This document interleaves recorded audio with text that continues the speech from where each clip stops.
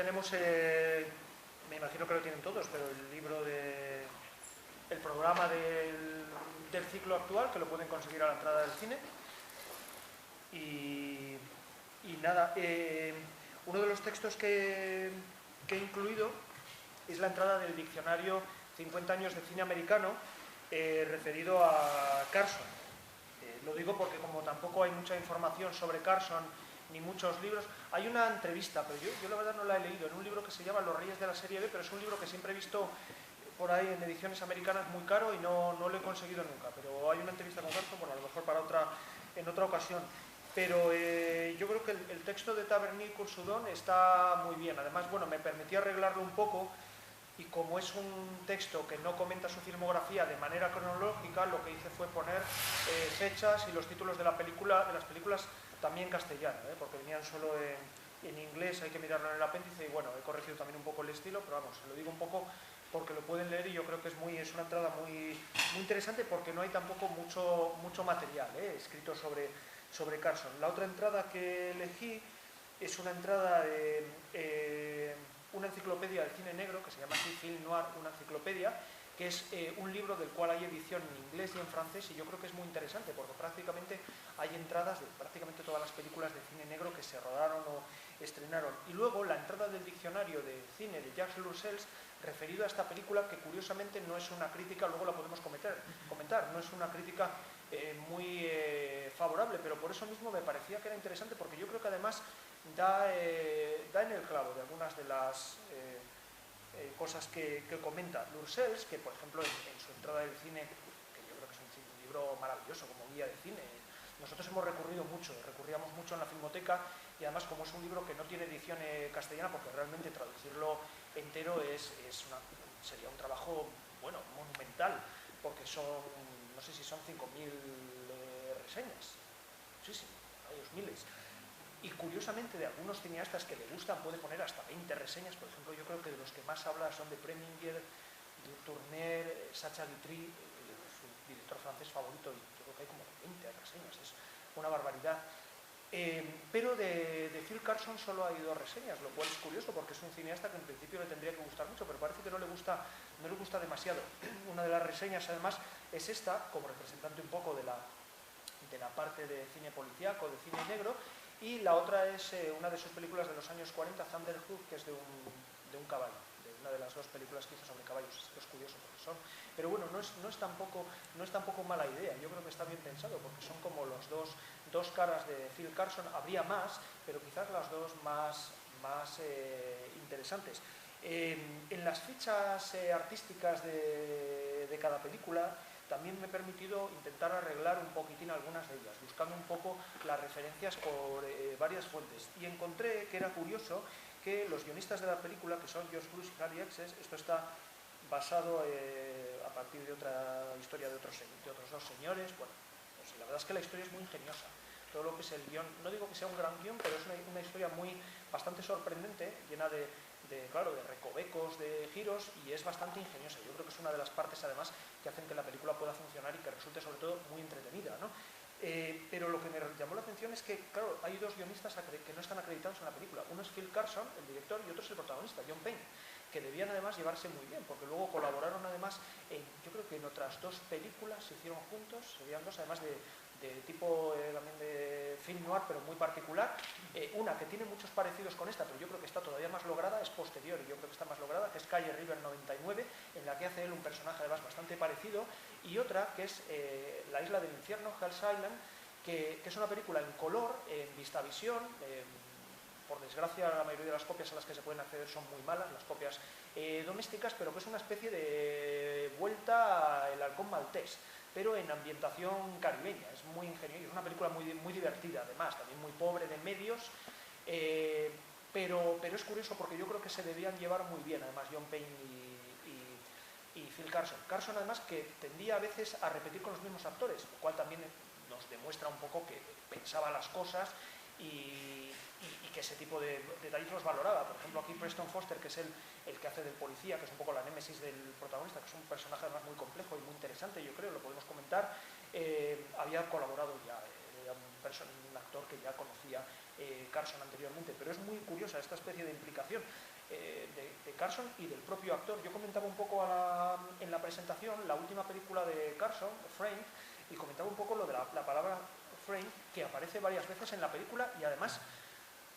yo creo que no dan bien con la traducción, porque dicen involucrar o algo así. No, frame es que yo no sé, no se me ocurre, nunca se me ha ocurrido, siempre lo he pensado mucho, una traducción exacta, yo creo que es cuando te la juegan, yo creo que sería, te la juegan, pero claro, te la juegan, también es complicado, encontrar el verbo sería complicado, porque involucrar realmente no da toda la amplitud de la palabra en inglés.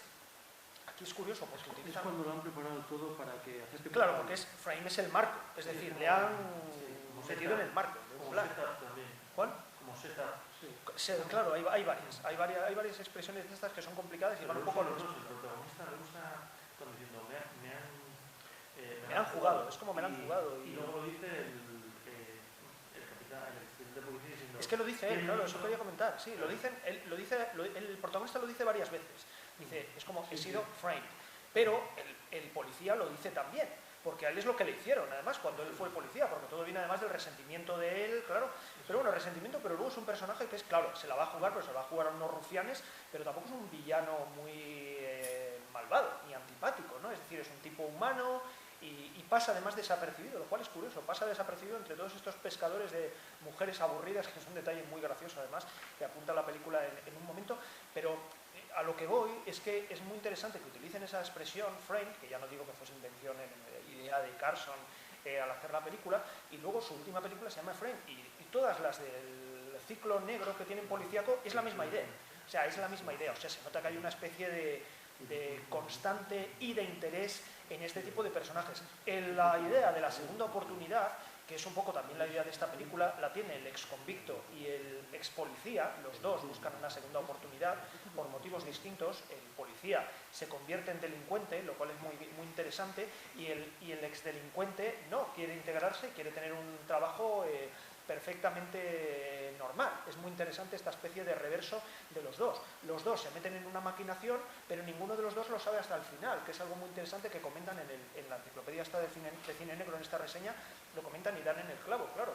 Los dos están metidos en una maquinación ajena, pero prácticamente lo desconocen, lo sabe un poco más el ex policía, ¿no? Porque sabe que, claro, hay un impostor ahí.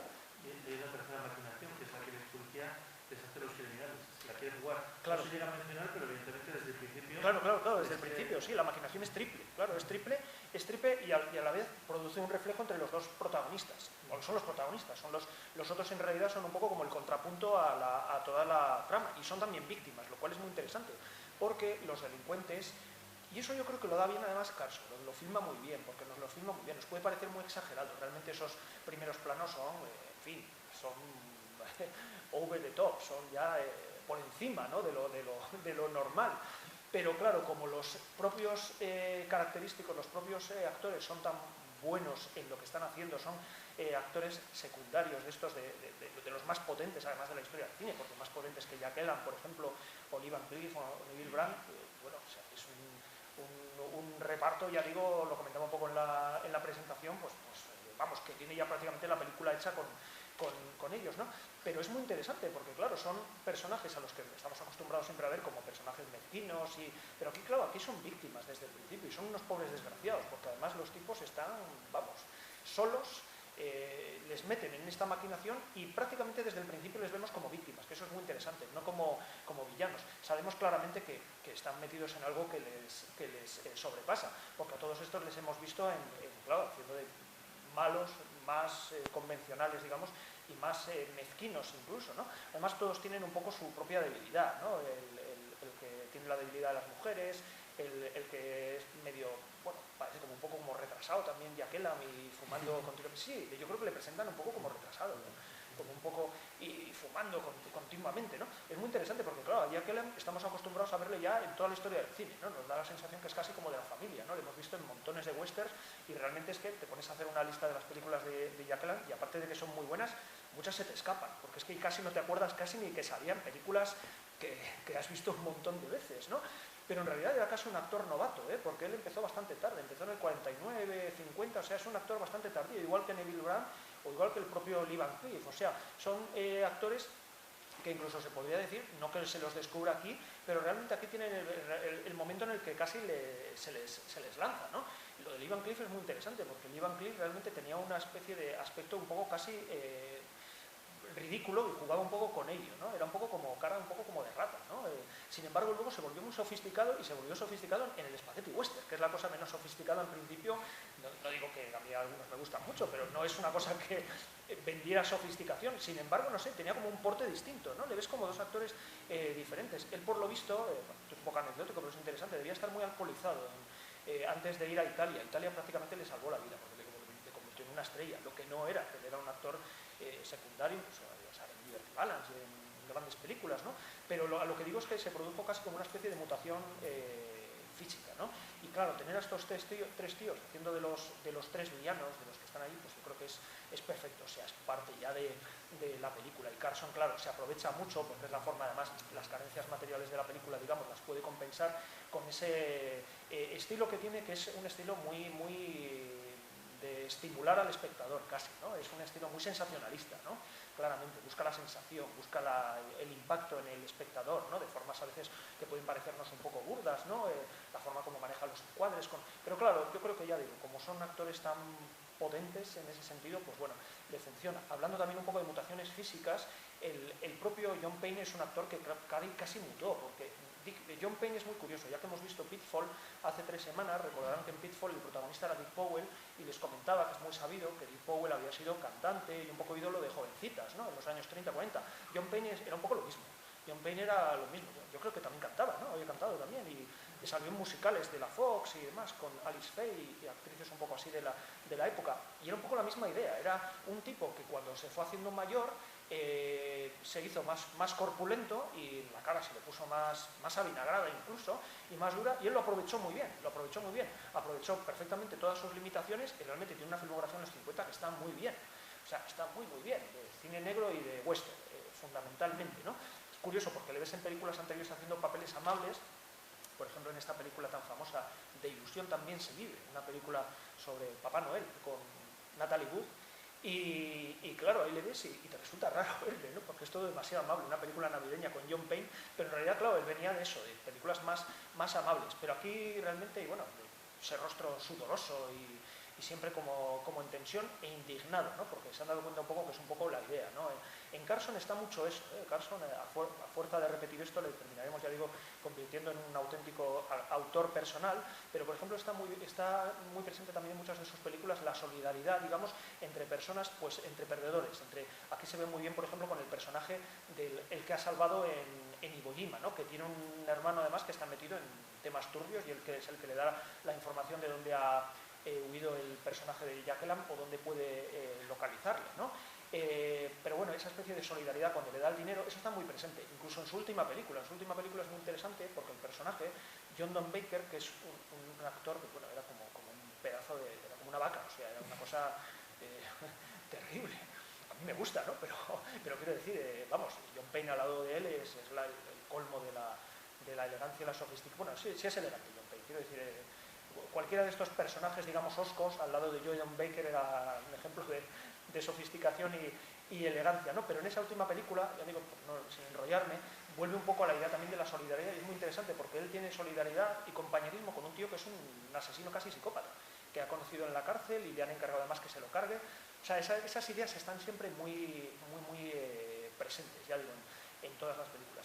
Yo creo que en este ciclo las va haciendo cada vez mejor Carson, Yo creo que empezando con esta, las siguientes incluso las va mejorando, las va puliendo, y yo creo que se va haciendo más seguro, sobre todo en el salto a Calle River 99, que es una película, además lo digo porque es relativamente fácil quizás de ver, y luego The Phoenix City Story. En The Phoenix City Story es muy interesante porque es una película en la que lleva un poco todo el tema de filmar en exteriores y en escenarios reales, en los que había sucedido además la historia, porque la historia se basa en un hecho verídico que además es muy interesante porque en ese momento se estaba juzgando justo lo que había sucedido, que había sido el asesinato de un fiscal de la ciudad de Phoenix, una pequeña ciudad de Alabama, y se estaban Es que es Phoenix City, es otra, no es el que tú piensas, es Phoenix City, sí. Era una ciudad, además la película la he visto estos días y es una ciudad de 23.000 habitantes, o sea que es una ciudad pequeña, ¿eh? Pero había